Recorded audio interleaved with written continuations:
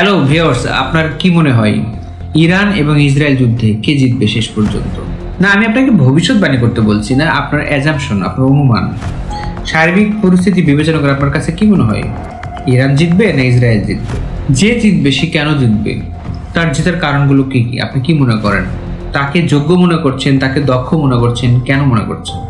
তারা কেন যুদ্ধে জেতার মতন তাদের ক্যাপাসিটি রয়েছে? তো পৃথিবীতে একটা কথা এটা খুবই পরিষ্কার, আল্লাহ কুরআন শরীফে অনেকবার বলেছেন যে পৃথিবীতে যারা যোগ্য, অর্থাৎ যারা দুনিয়াবি সব কিছু পরিচালনা করার মতন দক্ষতা রাখবে, যোগ্যতা রাখবে, আল্লাহ নেতৃত্বে তাদেরকে আনবে, তাদেরকে লিডারশিপের জায়গায় বসায় রাখবে, সেটা যে ধর্মের হোক না কেন। এটা আল্লাহর কথা, আল্লাহর ওয়াদা।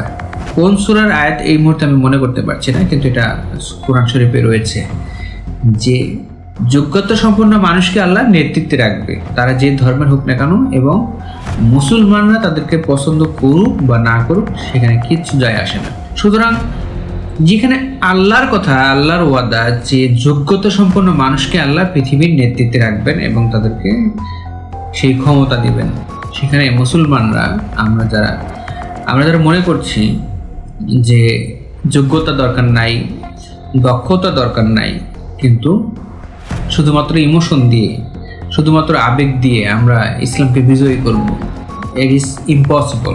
মানে এটা একেবারে খুব বড় রকমের ইম্পসিবল। ওই যেটা শুরুতে বললাম যে আপনার কি মনে হয় কে জিতবে, তার দক্ষতাগুলো কি কি, সেই দক্ষতাগুলো আমাদের মধ্যে নিয়ে আসার চেষ্টা করতে হবে। জ্ঞান অর্জনের কোনো বিকল্প নেই। আল্লাহ কোরআন শরীফের প্রথম আয়াতই নাজিল করেছেন পড়ো।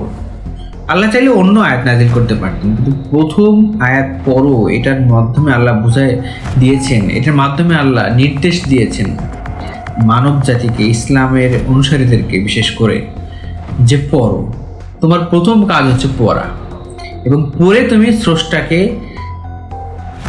আবিষ্কার করবা, স্রষ্টার সান্নিধ্য লাভ করবা, স্রষ্টার রহমতকে অন্বেষণ করবা, এবং এই সব কিছুর মাধ্যমে, এই পড়া থেকে শুরু করে পরবর্তী যে নির্দেশগুলো তোমার জন্য আসবে সেগুলো সবগুলো অনুসরণ করলে তুমি পুরো পৃথিবীকে নেতৃত্ব দিতে পারবা।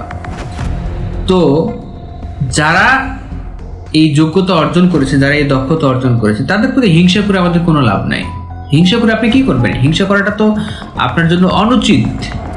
যে সময়টা আপনি হিংসা করে ব্যয় করছেন, যে সময়টা আপনি বিদ্বেষ ছড়াচ্ছেন তাদের পিছনে, সেটাই না করে আপনি বরং নিজের যোগ্যতা বাড়ানোর জন্য চেষ্টা করুন, নিজের দক্ষতা বাড়ানোর চেষ্টা করুন, নিজে জ্ঞান অর্জন করুন, আল্লাহ যেটা বলছেন সেটা করুন, এবং তাহলে আপনি আবার কামব্যাক করতে পারবেন। যে জায়গা থেকে আপনারা সরে গেছেন সেই জায়গায় কামব্যাক করতে পারবেন। সেই যোগ্যতা নিয়ে আসলে, সেই দক্ষতা নিয়ে আসলে আল্লাহ আবার সেই জায়গায় আবার তাকে বসাবে যেখানে আমরা একসময় ছিলাম। তো আশা করি ভিডিওটি সবার ভালো লাগবে। যুদ্ধ যেখানে চলুক, যেভাবে চলুক, সেটার দায়িত্ব তাদের। আমরা শান্তির পক্ষে, আমরা চাই না কোথাও যুদ্ধ হোক, কিন্তু যদি আপনি ভালো থাকতে চান সেটুকুর জন্য আপনাকে পড়তে হবে, জানতে হবে, দক্ষতা অর্জন করতে হবে। আশা করি ভিডিওটি সবার ভালো লাগলো। সবাইকে আবার পেজটি ফলো দেওয়ার জন্য অনুরোধ জানিয়ে, আমার ইউটিউব চ্যানেলটি সাবস্ক্রাইব করার অনুরোধ জানিয়ে শেষ করছি। আল্লাহ হাফেজ।